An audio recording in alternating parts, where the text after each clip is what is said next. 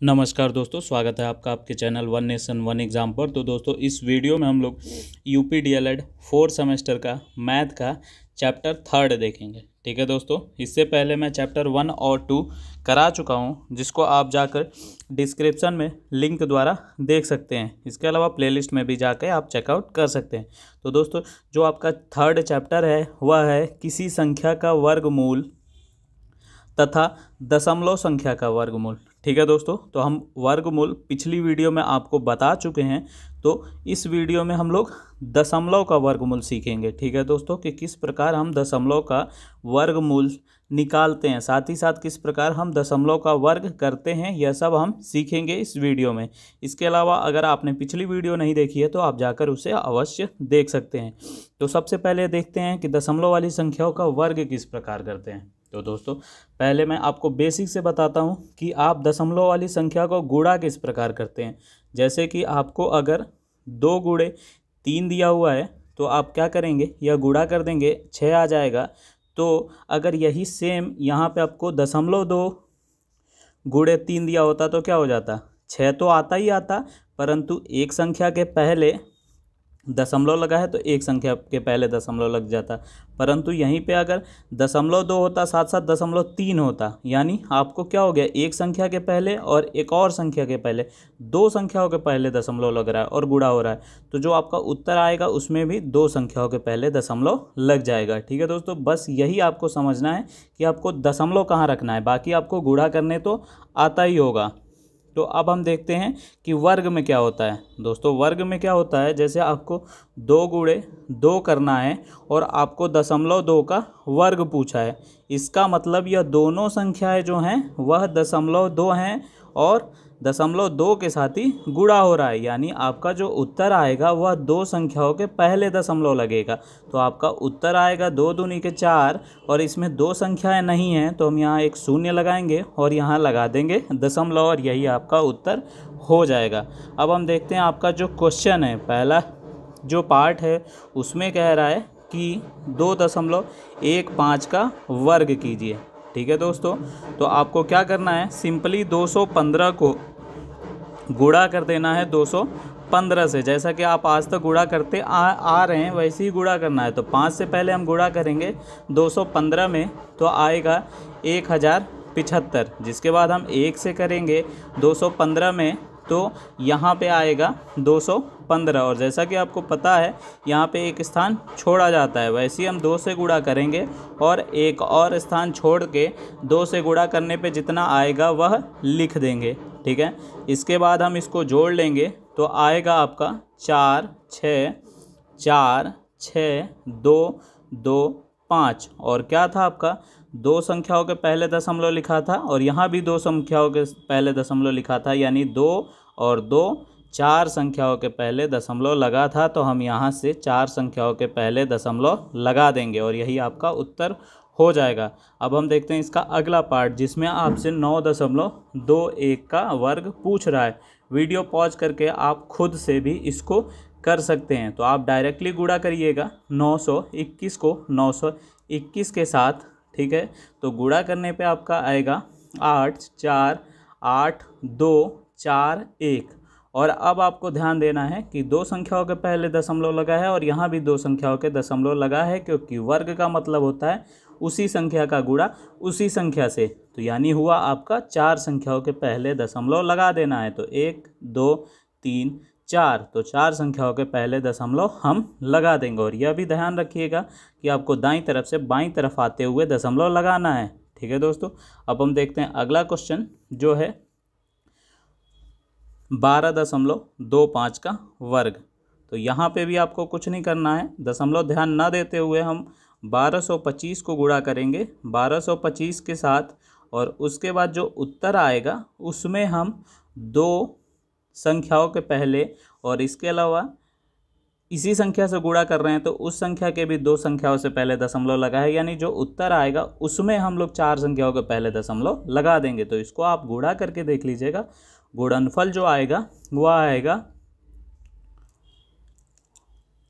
1 5 0 0 6 2 5। और अब आपको क्या करना है, 2 और 2 चार संख्याओं के पहले दशमलव लगाना है। तो 1 2 3 4 और यहाँ चार संख्या एक पूरी हो गई तो यहाँ हम दशमलव लगा देंगे और यही आपका उत्तर हो जाएगा। तो उम्मीद करता हूँ आपको दशमलव संख्याओं का वर्ग करना आ गया होगा। अब हम दशमलव संख्याओं का वर्गमूल सीखेंगे। ठीक है दोस्तों, तो वर्गमूल में क्या होता है, इससे पहले अगर आप बिना दशमलव वाली संख्याओं का वर्गमूल करना नहीं जानते हैं तो पिछली वीडियो जाकर अवश्य देखें। ठीक है दोस्तों, तो हम पहले देखते हैं वर्गमूल कैसे करते हैं। तो वर्गमूल में आपको क्या करना होता है, जो संख्या दी हुई है उसको लिख लीजिए 4.6225। ठीक है, इसके बाद आपको क्या करना है, यहाँ ध्यान दीजिएगा, दशमलव के जो बाईं तरफ है उसमें हम 2 का पेयर बनाएंगे अलग। इसके अलावा जो दशमलव के दाईं तरफ है उसका हम पेयर बनाएंगे अलग और दशमलव के साथ ही हम शुरू करेंगे, यानी दशमलव से ही दाईं तरफ शुरू करेंगे 2 का पेयर बनाना और दशमलव से ही बाईं तरफ भी हम शुरू करेंगे 2 का पेयर बनाना। ठीक है दोस्तों, एग्जाम्पल के लिए मैं आपको एक एग्जाम्पल देता हूँ कि अगर 8.1 का आपसे वर्गमूल पूछ रहा है तो क्या करेंगे, 8.1 लिखेंगे और इस दशमलव के दाईं तरफ से आपको 2 पेयर बनाने हैं। आप इसको पेयर नहीं बना सकते, आप इसके दाईं तरफ बनाएंगे, यानी आपका पेयर बनेगा 1। ठीक है, इसके अलावा यह पेयर नहीं बन रहा है तो आप यहाँ शून्य भी लगा सकते हैं, क्योंकि आपको पता होगा कि दशमलव के बाद कुछ भी लिखा होता है उसके बाद आप कितने भी शून्य लगा सकते हैं। इसके अलावा इसी प्रकार दशमलव के पहले कोई संख्या लिखी हुई है और आपसे पेयर नहीं बन रहा है तो उसके पहले भी शून्य लगा सकते हैं, और या चाहें तो आप बिना लगाए भी, जैसे यहाँ 4 है पेयर नहीं बन रहा है तो हम इसको पेयर बनाने की कोई आवश्यकता भी नहीं है, तो हम इसको बिना पेयर कर सकते हैं। परंतु दशमलव के बाद अगर आपका ये जो संख्याएं हैं ऑड में दी हुई हैं, विषम में दी हुई हैं, तो आप जो आखिरी संख्या है उसके साथ एक शून्य लगा सकते हैं। परंतु यहाँ पे जो आपका प्रश्न है यह दिया हुआ है 4 संख्या है, तो 4 संख्याएं हैं तो 2 का पेयर बन जाएगा। अब हम देखते हैं इसको किस प्रकार वर्गमूल किया जाता है। तो 4.6225 है तो यह पेयर बना 2 का और यहाँ पेयर बना 4 का। तो अब आप जैसा कि वर्गमूल में करते आ रहे हैं कि जो पहला पेयर है उसको किसी संख्या का वर्ग करके काटना होता है या उससे छोटा वर्ग लाना होता है। तो 4 जो है वह 2 का वर्ग है तो यह कट जाएगा और यहाँ कट जाएगा और अगला पेयर अब हम उतार लेते हैं जब एक पेयर ख़त्म हो जाता है। और पेयर उतारने से पहले आप ध्यान दीजिए कि यहाँ दशमलव लगा है तो यहाँ भी हम दशमलव लगा देंगे और यह 62 उतर गया। इसके अलावा हम यहाँ क्या करते हैं, यह जिस संख्या से हमने जिस संख्या का वर्ग किया होता है उस संख्या में उसी संख्या को जोड़ देते हैं, तो 2 2 4 हो गया। अब 4 के बाद ऐसी संख्या लिखिए कि उसी संख्या से गुणा करने पे 62 आ जाए। तो 4 के बाद अगर 1 लिखते हैं तो हमको 1 से ही गुणा करना होता है, तो यह 41 आ गया। तो अब हम 2 लिख के देखते हैं, तो 2 से अगर गुणा करेंगे तो यह आ जाएगा 84, यानी जब 2 हम लिख रहे हैं तो 62 से बड़ा हो जा रहा है, तो हम 1 ही लिखेंगे और 1 यहाँ भी फिर लिख दिया जाएगा और 41 आ जाएगा, जिसके बाद हम घटा देंगे तो यहाँ आएगा 2 में से 1 गया 1, 6 में से 4 गया 2। अब हम अगला पेयर उतार लेते हैं और जिस संख्या से हमने गुणा किया होता है उस संख्या में हम उसी संख्या को जोड़ देते हैं, तो यहाँ हो जाएगा 42। अब हम 42 के बाद ऐसी संख्या लिखें जिससे हमारा 2125 आ जाए। तो इसके आखिरी में 5 है तो हम देखेंगे कि 5 लिखने पे क्या इसके बराबर आ रहा है। तो जब आप 5 लिख के 5 से ही गुणा करेंगे तो क्या आ जाएगा, यह आ जाएगा 2125 और यह पूर्णतः कट जाएगा। और यहाँ आपने 5 से किया था तो यहाँ भी आप 5 लिख देंगे और यह पूर्णतः कट जा रहा है, तो यानी यही उत्तर हो गया, यानी 2 दशमलव, यानी जो इसका वर्गमूल आएगा वह 2.15 आ जाएगा। ठीक है दोस्तों, यही आपका उत्तर हो जाएगा। साथ ही साथ यह भी याद रखिएगा कि जब हम किसी संख्या का वर्गमूल करते हैं तो वह जो वर्गमूल आता है वह प्लस माइनस दोनों लिख देते हैं, क्योंकि यह जो -2 होगा इसका भी हम स्क्वायर करेंगे तो 4 ही आएगा और +2 का स्क्वायर करेंगे तो भी 4 ही आएगा। इसलिए जो आपका वर्गमूल करते हैं तो उसके सामने हम प्लस माइनस दोनों का चिन्ह लगा देंगे, क्योंकि इसका आप प्लस लेकर भी वर्ग करेंगे तो इतना ही आएगा, माइनस लेकर भी वर्ग करेंगे तो इतना ही आएगा। अब हम देखते हैं प्रश्न 5, जिसमें आपको 84.8241 का वर्ग करना है। तो कुछ भी नहीं करना है आपको, दशमलव के दाईं तरफ दो दो पेयर बनाइए, फिर दशमलव के बाईं तरफ भी दो दो पेयर बनाइए। अब आपके पास दशमलव के बाईं तरफ है 84, तो किसी संख्या का वर्ग करिए कि 84 आ जाए। तो ऐसी कोई संख्या नहीं है जिसका वर्ग 84 होता है, तो इससे हम कोई छोटा वर्ग ढूंढते हैं जो कि है 81। तो 9 9 वजह 81 हो जाएगा, जहाँ से हम घटाएंगे तो यहाँ 3 बचेगा। और अब हम अगला पेयर उतार रहे हैं, तो यहाँ दशमलव है तो ऊपर भी दशमलव लगा देंगे, जिसके बाद हम पेयर उतार लेंगे और यहाँ 9 + 9 जोड़ देंगे तो 18 हो जाएगा। अब 18 के बाद ऐसी संख्या लिखिए कि 382 के पास पहुँच जाए, तो हम 2 लिखेंगे और 2 से गुणा करेंगे तो 364 आ जाएगा। जिसके बाद अब हम 182 में 2 जोड़ेंगे तो यह 184 हो जाएगा। इसके अलावा 382 में से 364 घटाएंगे तो 18 आ जाएगा, जिसके बाद अगला पेयर उतार देंगे। अब हम इसके बाद ऐसी संख्या लिखें कि 1841 आ जाए, तो अगर हम इसके बाद 1 लिखते हैं तो 1841 आ जाएगा और यह पूर्णतः कट जाएगा। और यहाँ पे आपने 2 से किया था तो यहाँ 2 आ जाएगा। इसके अलावा यहाँ पे आपने 1 से किया था तो 1 आ जाएगा, यानी आपका इस संख्या का वर्गमूल जो आ जाएगा वह ±9.21 आ जाएगा। अगला जो 6th पार्ट है आप इसे स्वयं से कीजिएगा और कमेंट कीजिएगा आपका कितना आंसर आ रहा है। जिसका आंसर सही आ रहा होगा मैं उसको लाइक कर दूंगा या रिप्लाई कर दूंगा, जिससे आपको पता चल जाएगा कि आपका आंसर सही है या गलत है। अगला प्रश्न है जो 2019 वर्ष के प्रश्न पत्र में पूछा जा चुका है। ठीक है दोस्तों, तो इसे ध्यान से समझिएगा और साथ ही साथ इसमें आपसे 6 अंकों की बड़ी से बड़ी पूर्ण वर्ग संख्या ज्ञात कीजिए पूछा गया है। तो आप इसे समझने के बाद स्वयं से 5 अंकों की बड़ी से बड़ी पूर्ण वर्ग संख्या ज्ञात करने की कोशिश कीजिएगा। तो जैसा कि प्रश्न में पूछा गया है 6 अंकों की बड़ी से बड़ी पूर्ण वर्ग संख्या ज्ञात कीजिए, यानी आपको बताना है 6 अंकों की सबसे बड़ी संख्या, जो बड़ी तो हो ही साथ पूर्ण संख्या भी हो। ठीक है दोस्तों, तो हम इस प्रकार के प्रश्नों में क्या करते हैं, सबसे पहले हम 6 अंकों की सबसे बड़ी संख्या लिख लेते हैं। जैसे कि आप समझ सकते हैं कि आपसे प्रश्न पूछा गया है कि 13 को हम 13 में से क्या घटा दें कि यह 2 से कट जाए। तो क्या करते हैं, 2 से भाग कर देते हैं और जो रिमाइंडर बचता है 2 छके 12, जो रिमाइंडर बचता है वह हम इसी 13 में से घटा देंगे। तो यही करेंगे यहाँ भी, हम 6 अंकों की सबसे बड़ी संख्या लिखेंगे जो कि 99999 हो जाएगी। इसका हम जो है वर्गमूल करेंगे और जो एक्स्ट्रा बच जाएगा उसको हम उसमें से घटा देंगे। तो जैसा आप वर्गमूल अभी तक करते आए हैं उसी प्रकार इसका वर्गमूल कीजिए। और जैसा कि मैंने बताया कि हमें 2-2 का पेयर बनाना होता है, तो हम 2-2 का पेयर बना लिए।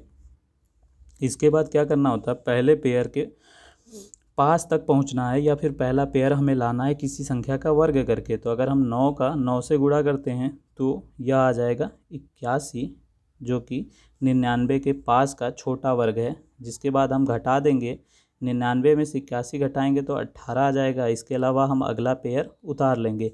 इसके अलावा इधर हम क्या करेंगे, 9 में 9 जोड़ देंगे तो यहाँ 18 हो जाएगा। अब यहाँ ऐसी संख्या लिखिए कि 1899 या फिर इसके पास की संख्या आ जाए। तो हम यहाँ 9 लिखेंगे और 9 लिख रहे हैं तो ऊपर भी 9 हो जाएगा। तो हम 9 से गुणा करेंगे तो यह आ जाएगा 1701, जिसको हम घटाएंगे 1899 में से तो यहाँ आ जाएगा 8 9 और यहाँ 1।